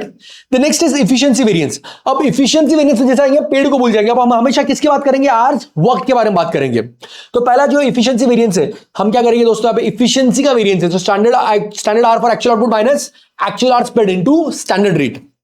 देखो तो standard hours for actual, revise standard our को बोल जाओ, आगे यूज करेंगे। Standard hour for actual output minus actual hour paid, actual hour paid नहीं लेंगे अब, ये एक्चुअल आवर को, ये पेड को भूल जाओ, ओके, इन actual hours worked into standard rate. सो 20,000 माइनस 17,500 सी, वैसे ही सेमी स्किल के लिए और अनस्किल के लिए करेंगे, this comes to 15,800। My labour rate variance is equal to 15,800। My idle time variance is equal to how much see, वो अभी अपने ऑलरेडी सॉल्व किया था, 8,200। और ये हमेशा एडवर्स ही रहेगा, this is adverse and even that is adverse, adverse adverse. See total match हो रहा है क्या, 59,500 plus 15,800 plus 8,200, see the total is also matching. अब हम इसको आगे डिवाइड करेंगे, हमारे लेबर मिक्स वेरिएंस में, या आप लेबर गैंग वेरिएंस भी बोल सकते हो, या लेबर यील्ड वेरिएंस में, ओके। नाउ फर्दर सी, जैसे अपन ने फॉर्मूला डिस्कस किया था, यहाँ पे बाहर स्टैंडर्ड रेट रहेगा दोनों के भी, यहां पे रहेगा आपका revise standard hour minus actual hours paid, और यहां पे रहेगा standard hour for actual output minus revise standard hour. Simple, all the detail are available with me. अब हम इस कॉलम को यूज करने का टाइम आ गया। So revise standard hour minus actual hours work, sorry यार, पेड क्यों लिख रहा हूं मैं, इसके बाद से हमेशा वर्क रहेगा। इन दोनों का डिफरेंस इनटू स्टैंडर्ड रेट। तो see mix variance revise standard hour minus actual hour worked into standard rate, तीनों के लिए करेंगे। This comes to 11,500 favourable, 11,500 favourable में भी हमने मिक्स अच्छा यूज किया, हमने स्किल कम यूज की होगी स्टैंडर्ड के मुकाबले। देखो आप देख सकते हो आप, स्किल्ड हमारा स्टैंडर्ड था 21,400 बट हमने सिर्फ 17,500 यूज किया, इसलिए देखो ये कितना फेवरेबल हो गया। बाकी दोनों एडवर्स है बट स्किल फेवरेबल हो गया और स्किल का रेट ज्यादा है, इसलिए वो सब वेरिएंस को फेवरेबल कर दिया। So you do not only calculate this to understand the meaning. तो इसका मतलब क्या हुआ, हमने अच्छा काम किया कि स्किल्ड से कम काम करा और अनस्किल्ड और सेमी स्किल्ड से ज्यादा काम करा दिया। देखो अनस्किल्ड से भी ज्यादा काम करा है और सेमी स्किल्ड से भी ज्यादा काम करा है, इसलिए ये इतना एडवर्स है और ये इतना फेवरेबल है। Next labour yield variance, yield variance is standard minus revise standard hours into standard rate ही रहेगा हमेशा। This comes to 27,300 adverse, 27,300 adverse, and you can see the total now 27,300 minus 11,500 and it's matches. Are you getting it everyone? So see one single question in such a way, ऐसा एक question solve कर लोगे आप हर एक का तो आपको confidence आ जाएगा। और एग्जाम के पहले एक बार अच्छी से रिवाइज कर लो, एग्जाम के दिन सॉल्व मत करना सुबह सुबह, नहीं तो आप परेशान हो जाओगे, फ्रस्ट्रेट हो जाओगे। एग्जाम के एक दिन पहले या 2 दिन पहले जब आपका अगला पेपर खत्म हो रहा है, टैक्स का पेपर खत्म होता है, एक बार फटाक से रिवाइज कर लेने का, एक क्वेश्चन सॉल्व कर लेने का, ताकि आपको कॉन्फिडेंस रहता है हमेशा के लिए। रफ में सॉल्व करना, इतने डिटेल में नहीं गाओगे तो भी चलेगा। Are getting it everyone? Great, let's go to the next question. Come on guys, we have to energy रखना अपने को, बहुत सारा बहुत कुछ करना अभी तो यहाँ पे एक वही बोला है, whenever question mentions idle time, abnormal time lost, split efficiency using hours worked not hours paid। तो idle time है मतलब hours paid और worked अलग है, पहले hours paid लेंगे बाद में hours work लेंगे। Remember rate variance uses hours paid and labour efficiency variance, यही मिस्टेक बच्चों की होती है। और मैंने आपको बोला ना एकदम सिंपल है, इधर तक पेड रखने का, इधर तक परचेज रखने का मटेरियल के केस में, यहां पे वर्क रखने का, यहां पे कंज्यूम रखने का। ओके तो पहले वेरिएंस का ये बात करो, बाद में वेरिएंस पे हम ये बात करेंगे। Now the next is very simple, your variable overhead variances. अब टोटल वेरिएंस के बारे में बात करूं तो वैसे standard rate into standard hour, ये एकदम सिंपल है, एकदम आपके लेबर वेरिएंस की जैसा ही है। फॉर्मूलास की अगर बात करूं तो expenditure variance is standard rate into actual hours minus actual variable overhead, या आप इसको हमारे ऊपर के फॉर्मूला जिससे भी ले सकते हो, and this is standard hour rate into standard hour minus actual. सिर्फ यहाँ पे एक चीज रखना, गड़बड़ गड़बड़ में जोश जोश में लेबर का डेटा कॉपी पेस्ट मत करना। लेबर के बेसिस पे हम वेरिएबल ओवरहेड दे रहे हैं, तो डेटा हमें लेना है वेरिएबल ओवरहेड का, डेटा हमें लेबर का नहीं लेना है, इतना याद रखना आप। One question I given you here, standard is 6,000 units need 12,000 hours. Okay, budget variable overhead is 1,20,000, standard rate is 10 per hour, and if you talk about hour it's 10 per hour, if you talk about units it's 10-20 per unit. Actual is 5,900 units you made and 11,600 hours and actual overhead is 1,22,000. तो सबसे पहले हम क्या करते हैं, हमारा देखो आपका स्टैंडर्ड रेट जो है आपको दिया हुआ 10 पर आर है, स्टैंडर्ड रेट अगर आप यूनिट के बेसिस पे तो 20 पर यूनिट है। स्टैंडर्ड आर कितना देखो ना, standard hour for actual output I am doing it, standard hour for actual output 5,900 into 2 hours लेने वाला हर एक यूनिट हमारा, देख लो आप, right. So this comes to 11,800 and actual hours is given 11,600। Now simply let's put them all into your variances. See आपका expenditure variance is this standard hour into actual hours, standard rate into actual hour minus actual overhead. ये देखो तो ये आपका आ रहा था 1,16,000 और हमने किया 1,22,000, तो हमने 6,000 ज्यादा स्पेंड किया तो एडवर्स आया।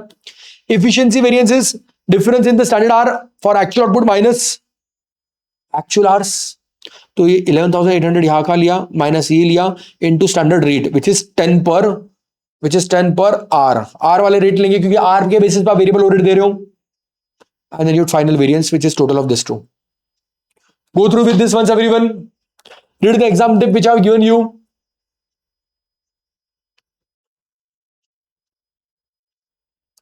अच्छी से go through करो एक बार सब guys, then we'll go to the last variance which is very important variance as well।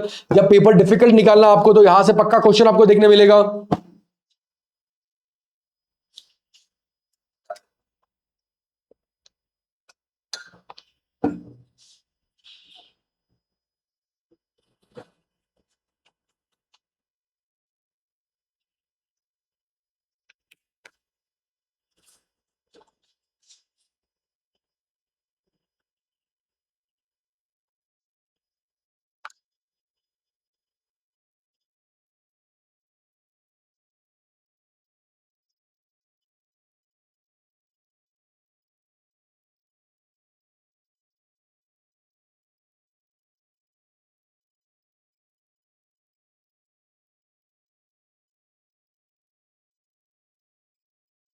Everyone clear?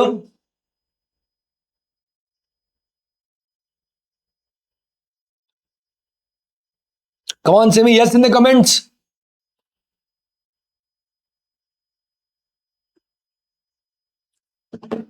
Great. Chalo, let's go to the last variance, variable overhead cost variance. Pay attention here. Now this is important because ये आपके पहले जैसा same to same नहीं है, यहाँ पे चीजें थोड़ी अलग है. First is your standard into actual, standard minus actual. ये तो आपको दिया हुआ है, ये तो कोई प्रॉब्लम नहीं है. Expenditure variance is the most easiest variance. Budgeted minus actual overhead, बात खत्म. ओके. और अगर आपका मार्जिनल कॉस्टिंग है तो बस ये एक ही आएगा, लेकिन अगर एब्जॉर्प्शन कॉस्टिंग है तो फिर बचे सब आएंगे और ये भी आएगा. Now this is very important, which is your fixed overhead volume variance. Now see, your volume variance is absorbed fixed overhead minus budgeted overhead. Now absorbed fixed overhead is actual output into OAR minus budgeted overhead. See, यहाँ पे लिखा हुआ है FOR into, अच्छा अगर हम units में है तो, और आर्स में है तो ये होगा FOR into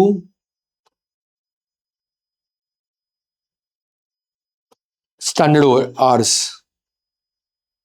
Okay. Now efficiency ratio. Efficiency ratio is efficiency check कर रहे हैं तो standard hour for actual output minus actual hour into standard rate. बाहर तो यहाँ पे स्टैंडर्ड रेट ही आने वाला, आपका याद रखना, ये ऊपर के फॉर्मूला का सब वेरिएंस है इसलिए. कैपेसिटी वेरिएंस में actual hours minus budgeted hours और revise budgeted hour. Calendar variance is also, अगर कैलेंडर वेरिएंस है तो रिवाइज बजटेड आर, और कैलेंडर वेरिएंस नहीं है तो सिर्फ बजटेड आवर्स आएगा. And fixed overhead calendar variance is nothing but simple actual working days minus budgeted working days into standard rate per day. Okay? देखो तो आप क्या करो, फिक्स्ड ओवरहेड वेरिएंस जो भी है आपका, सबसे पहले हम क्या करेंगे, उसको कैलेंडर वेरिएंस में बांट निकाल देंगे. अगर कैलेंडर वेरिएंस है विच इज हमारे actual working day budgeted working day से अलग है, तो उसका डिफरेंस निकाल के हमारे डे पर डे ओवरहेड को निकाल के अलग कर दो. अब ये अगर है आपका तो आपके जो बजटेड आ रहा है वो रिवाइज हो जाएंगे, रिवाइज के हो गए और रिवाइज से आप डिफरेंस लोगे कैपेसिटी में, नहीं तो आप सेम ही रहने दोगे. Okay, let's go through the formula. Don't worry, will see one full question जहां पे आपको ये पूरी अंडरस्टैंडिंग 100% मिल जाएगी. डोंट वरी, मैंने ऐसा क्वेश्चन लिया है आपकी इलस्ट्रेशन जैसा ही, जहां से आपको पूरी अंडरस्टैंडिंग यहां पे मिल जाएगी. Just a second. Yes, read the formula once everyone very nicely.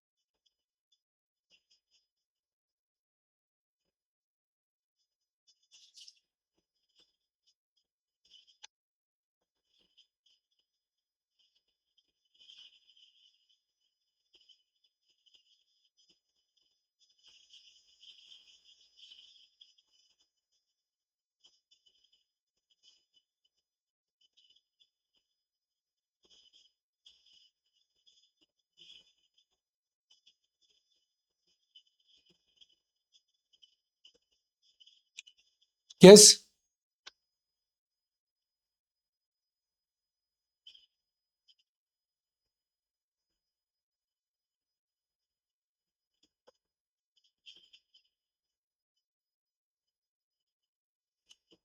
okay, let's see now here everyone. First part, your absorbed record overhead is nothing but your standard hours for actual output, जो भी आपके standard hours है actual output के लिए, multiply by standard rate. So this is your absorbed overheads, जो मैंने आपको यहाँ पे लिख के भी दिया हुआ है. Standard hour for actual output into standard rate. Now pay attention here, the question is a normal capacity 120 machines into 8 hours for 25 days. In a normal days 120 machines work for 8 hours a day for 25 days. Budgeted fixed overhead is 1,44,000 a month and standard time is 4 hours per unit. Okay, now actual data is इसको थोड़ा ठीक से कर दूंगा मैं। Actual data is you work 24 days, तो देखो budgeted था 25 डेज, हमने 24 डेज, तो एक दिन का कैलेंडर वेरिएंस इधर ही आ गया। Okay, 840 machine hours a day you worked for, हमारा कितना बजट होता था 120 इंटू 8 960, बट हमने यहां पे देखो ये इनका मल्टीप्लीकेशन 960 आता है, बट हमने 840 आवर्स यूज किया। This is your actual hours, output is given to you, actual output, and your actual fixed overhead is also given to you here. Okay, now first we'll calculate the standard rate. What about the standard rate? जो भी आपका OAR है, okay, now no not standard, for actually standard rate जो भी आपका OAR, now pay attention here, अगर हम normal capacity से बात करें, so we were going to work 120 machines for 8 hours a day for 25 days, so we were about to work for 24,000 machine hours. This was our budgeted overhead was 1,44,000. So my OAR is very simple, sir. Budgeted overhead divided by budgeted activity, which comes to 1,44,000 divided by 24,000, which is 6 per machine hour. ये हमारा OAR है, FOAR, जो हमने starting में ही निकाल दिया है, because ये बजट के बेसिस पे निकालते हैं, एब्जॉर्प्शन कॉस्टिंग है, तो हमारा FOAR आया 6 पर आवर। Are you all clear with this everyone? First step FOAR निकाल दिया, budgeted overhead divided by budgeted output activity. Next hours का एनालिसिस करते, देखो हमारा बजटेड आवर था, we were about to do 120 machine for 8 hours a day for 25 days 24,000 hours, but actually हमने किया, wait now this is revise. Now देखो जब मैंने बोला जब कैलेंडर वेरिएंस है, कैलेंडर वेरिएंस मतलब क्या दोस्तों, आपका बजटेड आवर और आपका एक्चुअल आवर अलग अलग है, तो हमारा बजटेड आवर को हम रिवाइज बजटेड आवर कर देंगे, क्योंकि जब एक दिन काम किया ही नहीं तो फिर आप उसका स्टैंडर्ड में कैसे ले रहे हो। ओके, तो हमने क्या किया, 25 में से जो एक दिन आपने काम नहीं किया, कैसे पता चला, 25 की जगह हमने इस बार 24 डेज ही काम किया, तो देयर इज कैलेंडर वेरिएंस। तो हमने क्या किया, 24 के लिए कैलकुलेट कर दिया आपका revised budgeted hours. Are you clear everyone? और ये जो एक दिन के डिफरेंस है, ये जो एक 1 डे का डिफरेंस है आपका, वो जाएगा आपके कैलेंडर वेरिएंस में। नेक्स्ट एक्चुअल आवर्स तो हमने दिया हुआ है 20,160 and standard hours for actual output, standard hour for actual output जो हमारा ये एसेट स्टार होता है, हमने कितना काम किया 5305, और एक यूनिट स्टैंडर्ड कितना लेता है 4 आवर्स लेता है, तो standard hour for actual output is 21220। Please go through with this working. Capacity variance दिया तो आपको 2 वर्किंग बनाने हैं। अगर देखो कैपेसिटी वेरिएंस में कैलेंडर वेरिएंस नहीं है तो फिर तो ये इसकी जरूरत ही नहीं है, यहाँ पे एक ही होगा, है तो ये बनेगा। Come on everyone, go through this working. हमेशा see your standard costing question is 70% done once you do a correct working आपकी सही बन गई। जैसे आपने देखा मटेरियल के केस में भी और लेबर के केस में भी, हमने एक बार वर्किंग बना दी ना अच्छी सी, तो फिर आपका सारा वेरिएंस का काम फटाफट से बेसिक फॉर्मूला पे फटाफट सॉल्व करने पर डिपेंड करता है। Okay, go through this working very nicely everyone.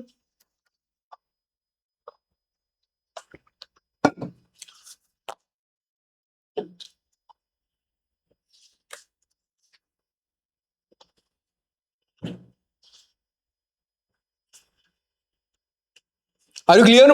तो हमने क्या किया, आपका OAR का एक वर्किंग बनाया और दूसरा वर्किंग हमारे budgeted hour, revised budgeted hour, हमारा standard hour for actual standard hours और एक्चुअल आवर्स का बना दिया। Now let's just put the things with the formula. Pay attention everyone. अब देखो सबसे पहले आपका expenditure variance, it is very simple, budgeted overhead minus actual fixed overhead, ये तो यही मिल जाएगा, budgeted overhead minus actual fixed overhead. So budget था 144, एक्चुअल था 142, कम हुआ 2000, तो it's favourable, see 2000 favorable. Are you clear?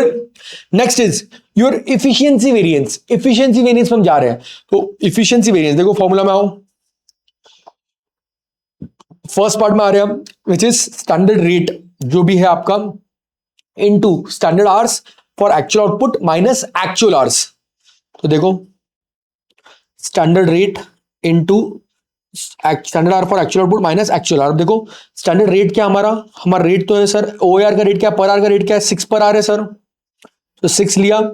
Standard hour for actual output कितना होना चाहिए था 21220, और एक्चुअल आर कितना है 20। देखो so you could have taken 21220 but I taken only 20160, मैंने कम आर लिए। सी हम इफिशिएंसी वेरिएंस बना रहे हैं, हम ले सकते थे 21,220 बट हमने कम लिए, तो अच्छी बात है, तो फेवरेबल है। कितना फेवरेबल है 6,360 फेवरेबल है। Now next variance your fixed overhead capacity variance के पास जाते हैं। अब यहाँ पे हम कैपेसिटी को चेक करेंगे, कैपेसिटी के आपने काम अच्छा किया बुरा किया वो नहीं, कैपेसिटी के हिसाब से कितना काम किया हम वो बताओ। तो नाउ सी कैपेसिटी के वेरिएंस के हिसाब से वहां पर बाहर तो स्टैंडर्ड रेट ही रहने वाला है क्योंकि आपके ये क्या बोलते हैं वॉल्यूम वेरिएंस का पार्ट है। तो here now inside is this time actual hours minus RBH, revised budgeted hours. So my actual hour by 20160, revised budgeted hours is for my actual working days I did.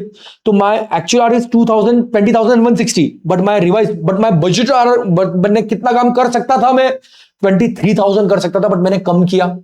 Okay मैंने काम अच्छे से किया होगा ना तो वो इफिशिएंसी में कवर हो जाएगा, लेकिन मैंने काम मेरे कैपेसिटी के हिसाब से कम किया। मेरी कैपेसिटी के हिसाब से मैंने 24 डेज के अंदर 23,040 आवर्स काम करना चाहिए था, बट एक्चुअली तो मैंने कम किया, इसलिए ये एडवर्स वेरिएंस हुआ। कितना एडवर्स 17280 एडवर्स हुआ। ना लास्ट कैलेंडर वेरिएंस पेडेंशियल ईयर, एक दिन का डिफरेंस था हमारा इनटू पर डे वेरिएंस 5760, ये हमारा 5760 जस्ट अ मिनट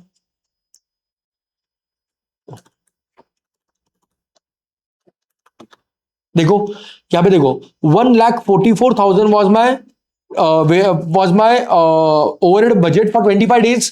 तो एक दिन का कितना आता था मेरा 5760, तो मैं एक दिन कम काम किया तो 5760 into 1, this is adverse and you can check this.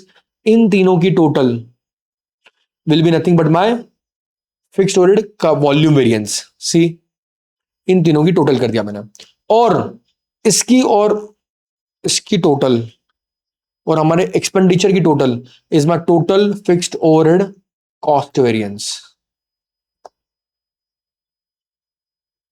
which will be 16,680 adverse minus 2,000 favorable, which comes to 14,680 adverse. Go through with this, everyone. Yes, read this once.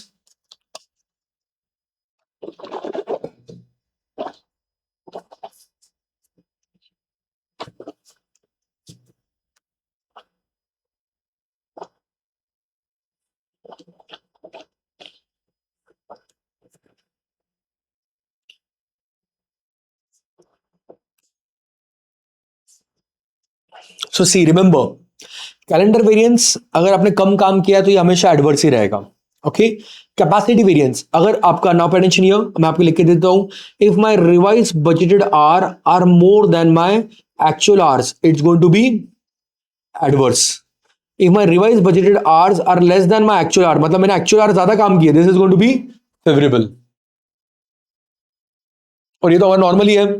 Efficiency if my standard hour for actual output is more than my actual hours, it's favorable क्योंकि मैंने कम our में काम कर दिया। and if my standard hour for actual output is less than actual hours, it's going to be adverse. You can see this. Are you all clear, everyone?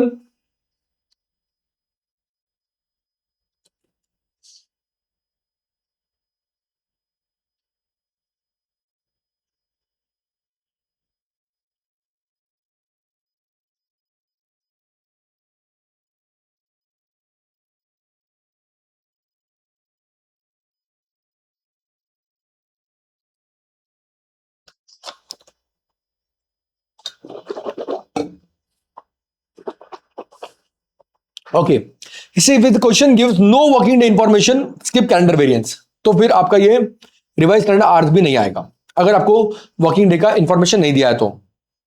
Common mistake mixing up fix overhead variance formula with labour efficiency variance, ये मत कर देना।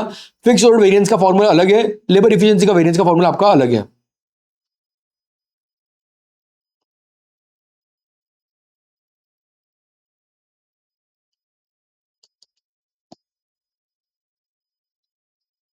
Okay now see sometime confusion terms जो आपको होता है और आपको होता है जनरली, वो मैंने खास अलग नीचे निकाल के रखा है। पेडेंशियल ईयर material mix variance and yield variance. अब मिक्स वेरिएंस है ना वो अलग अलग क्वांटिटी यूज करना, अलग प्रपोर्शन में यूज करने से सीधे चेंज इन प्रपोर्शन। और यील्ड वेरिएंस इज यो आपने एक्चुअल यील्ड जो है आपका इनपुट ज्यादा है आउटपुट कम हुआ एक्सपेक्टेड से, वो वहां पे डिफरेंस है। Difference between actual output versus standard yield expected from the inputs. हमने सोचा था 800 यूनिट आएंगे, आपने 750 यूनिट्स ही लाए। Formula is very simple, RSQ minus AQ, and here it is SQ minus RSQ. Okay, responsibility usually purchase department की problem है, क्योंकि अपने प्रोपोर्शन या प्रोडक्शन डिपार्टमेंट का परचेज डिपार्टमेंट का प्रॉब्लम है, उन्होंने गलत चीजें या गलत प्रोपोर्शन में परचेज कर लिया हो, या प्रोडक्शन का डिपार्टमेंट का प्रॉब्लम है क्योंकि गलत क्वांटिटी गलत प्रोपोर्शन में यूज की है। यहां पे usually production efficiency department efficiency का प्रॉब्लम है, या फिर क्वालिटी ऑफ मटेरियल, खराब मटेरियल रहा तो फिर सर ज्यादा ही लगना था वो, तो वहां पे भी वो भी डिफरेंस हो सकता है। Rate variance and efficiency variance. See, rate variance is due to the standard rate and actual wage rate. Efficiency is hours के लिए, ये hours paid पे है और ये hours worked पे है। अगर आपके paid और works अलग अलग है तो rate variance paid पे रहेगा और आपका efficiency variance और नीचे के सारे variance आपके worked पे रहेंगे। Responsibility HR personnel, उन्होंने रेट गलत चूज किया, गलत रेट पे पे कर रहे हैं। यहाँ पे प्रोडक्शन मैनेजर, क्योंकि उन्होंने ठीक से ध्यान नहीं दिया, लोग टाइम पास कर रहे हैं।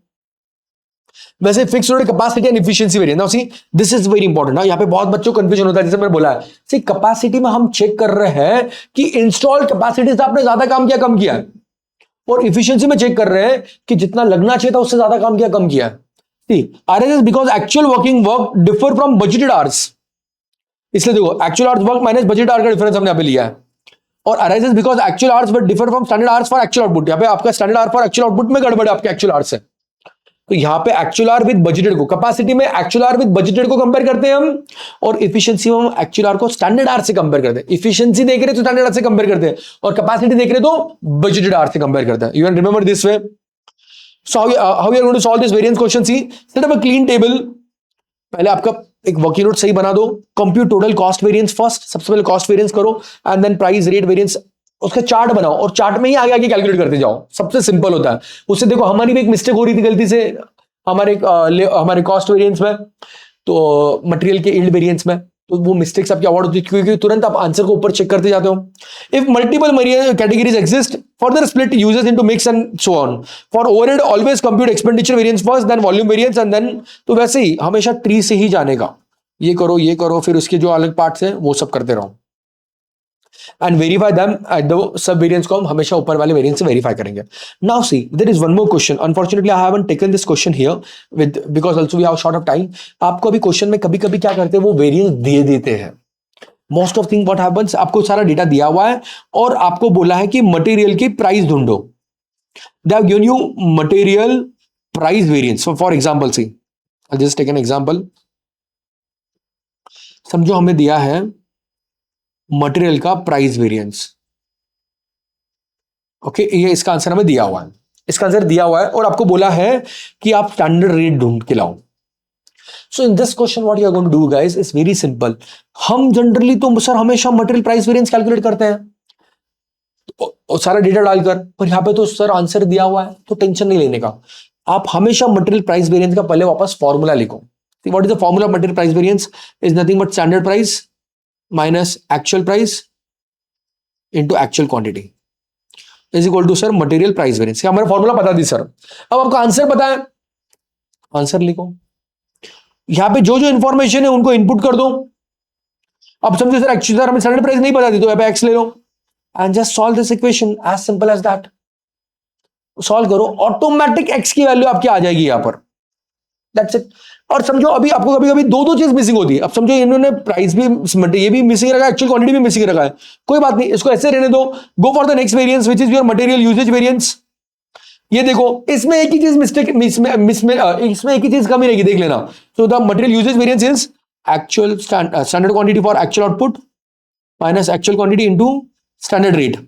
अब देखना इसमें एक्चुअल क्वांटिटी ही मिस रहेगा। ये आपको दिया हुआ है, ये मिस है और ये दिया हुआ है, तो ये अगर आप ये भी आपको दिया हुआ है तो ये आप सॉल्व करो तो आपको एक्चुअल क्वांटिटी मिल जाएगा and put it here, simple. तो जो भी आपको ऐसे वेरिएंसेस के डायरेक्ट आंसर दिए हुए हैं, ऐसे क्वेश्चंस दिए हुए हैं जहां पे आपको वेरिएंसेस दिए हुए हैं, आपको कोई दूसरी फिगर निकालनी है, तो पहले हमने फॉर्मूला लिखनी है और जो जो चीजें पता है वो इनपुट करनी है। अगर दो चीजें मिसिंग है तो छोड़ दो, दूसरा फॉर्मूला लिखो। एक कोई ना कोई फॉर्मूला में एक ही चीज मिसिंग रहेगी, और जो मिसिंग है वो तुरंत इक्वेशन बना के फाइंड आउट कर लो। अब सर हमें इसमें ये नहीं समझता सर कि इसमें ये जो वेरिएंस है ये हमने प्लस में लेना है या माइनस में लेना है। This is another very big problem which comes from students. तो इस केस में आप क्या करोगे, हमेशा याद रखना, always in all the cost variances always use standard पहले लो, like standard quantity minus actual quantity, या standard price minus actual price लो। Okay, offer all the cost variances and quantity variances. Standard को पहले लो। In this case if the variance is favourable, आपको variance जो भी दिया हुआ है वो फेवरेबल दिया है तो आपका आंसर माइनस में रहेगा, और अगर आपको वेरिएंस एडवर्स दिया है तो आपका आंसर प्लस में रहेगा। अगर आप स्टैंडर्ड को पहले रख रहे हो तो, अगर आप एक्चुअल को पहले रख रहे हो तो ये उल्टा हो जाएगा। But what I suggest is, because हमें याद रहता हमेशा इजीली स्टैंडर्ड को पहले रखना, और हमेशा अगर देखो इट्स सिंपल है ना, अगर my standard quantity would be more than my actual quantity, if my standard quantity is more than my actual quantity, तो क्या होगा, मेरा वेरिएंस एडवर्स रहेगा, तो इसको मैं प्लस में ही लूंगा। If my actual quantity is more तो मेरा माइनस में आंसर आएगा, तो वो मेरा क्या हो जाएगा, फेवरेबल हो जाएगा। तो अगर आपको अगर आपको वेरिएंस, नॉर्मल वेरिएंस कैलकुलेशन का क्वेश्चन है दोस्तों, तो फिर रट्टा नहीं मारना है, आपको कंसेप्चुअली याद रखो। ओके, और अगर आपको वेरिएंसेस के आंसर दिए हुए हैं और तो आप अगर आप स्टैंडर्ड को पहले लेते हो, अगर फेवरेबल है तो माइनस में लो, एडवर्स है तो प्लस में लेना for cost and quantity variances. Are you all clear with this? Yes everyone, come on say me yes और no.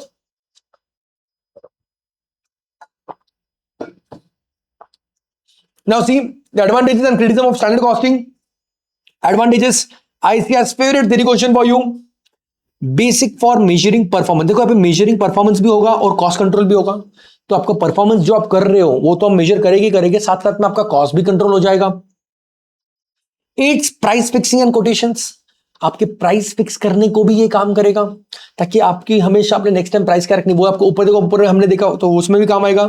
Facilitate job evaluation and wage incentive, किसको इंसेंटिव देना है नहीं देना है, जॉब इवैल्यूएट करना है, जॉब इवैल्यूएशन करना है कि कैसे काम किया किस बंदे ने, वो भी ध्यान में आएगा। Help estimate cost for new products, जैसे ये प्राइस फिक्स करने काम आया, ये आपके नए प्रोडक्ट को कॉस्ट भी करने के लिए काम आएगा। Okay, basis for inventory valuation, very important, आप स्टैंडर्ड कॉस्ट के बेसिस आपकी इन्वेंट्री वैल्यू कर सकते हो, क्योंकि हमेशा पीरियड एंड के लिए रुक नहीं सकते हो इन्वेंट्री वैल्यू करने के लिए। Use for measurement of profits, use in planning, budgeting and decision making. Obviously standardises product operation process, improve efficiency, क्योंकि आप प्रोडक्ट्स और ऑपरेशन को स्टैंडर्डाइज कर देते हो तो आपकी इफिशियंसी इंप्रूव होती है, क्योंकि आप हमेशा उसको नजर में रखते हो क्या करना है, कितने लेवल पे करना है। Provides targets and hence motivate department heads, सबको टारगेट मिल जाता है हमें क्या टारगेट के अंदर खत्म करना है। Uniform basis of comparison and gives you a uniform basis जहां से आप कंपेयर इजीली कर सकते हो। Right everyone, just go through with advantages, remember 4 to 5 advantage of this, come on everyone.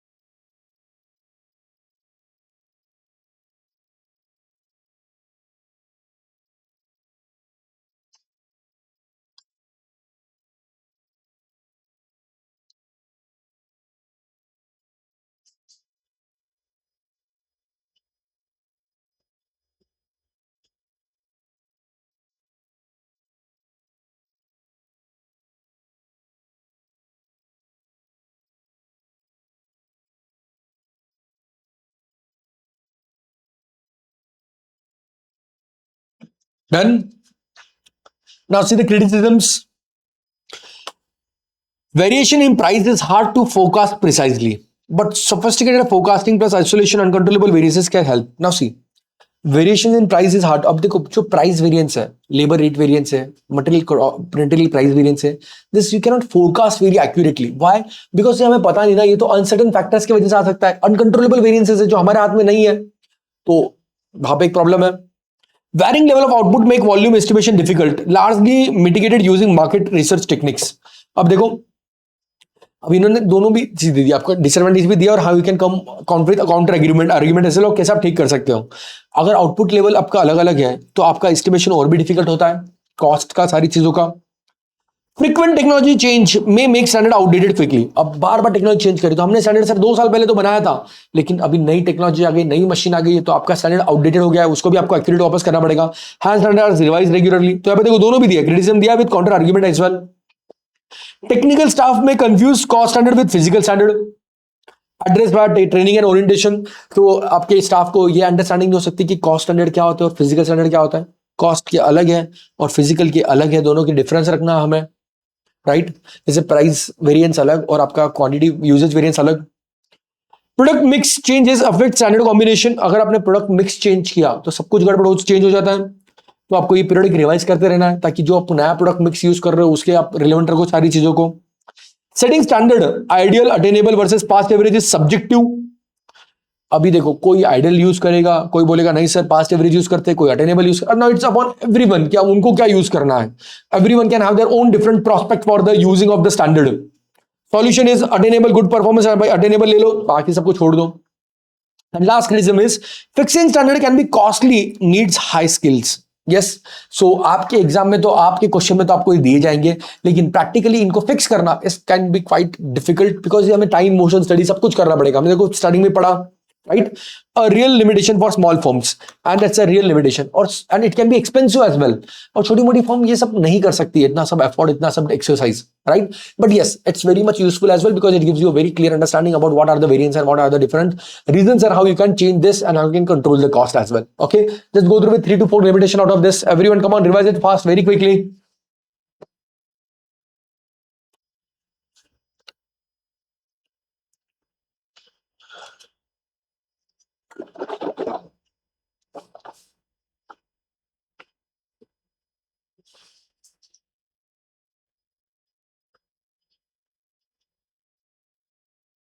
Yes, done. आराम से पढ़ो, शांति से, एक बार ऐसे पढ़ो ना कि दोनों में से 4-4 पॉइंट आपको अभी याद हो जाएगा, वापस पढ़ने की जरूरत ही नहीं है, ऐसे रीड करो।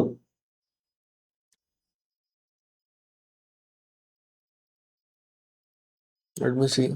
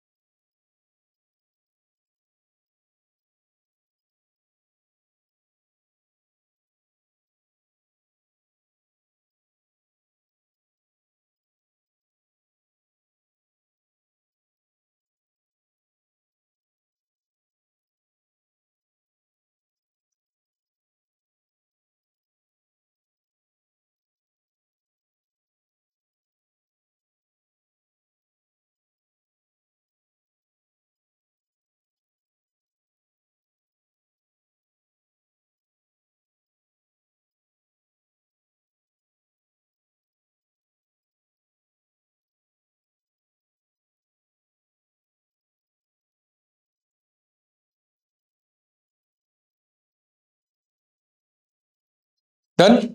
Okay. Now, addition, that's it. So here I've just given you formulas for your quick revision. So that's it. With this, we finish your standard costing and everything hereafter because this is one of the most important chapter. एक बार मैं आपको formula की तरफ लेके आता हूँ quickly, एक बार फटाफट हम सारे फॉर्मूलाज रिवाइज कर लेंगे and then will end the class for today and your revision as well.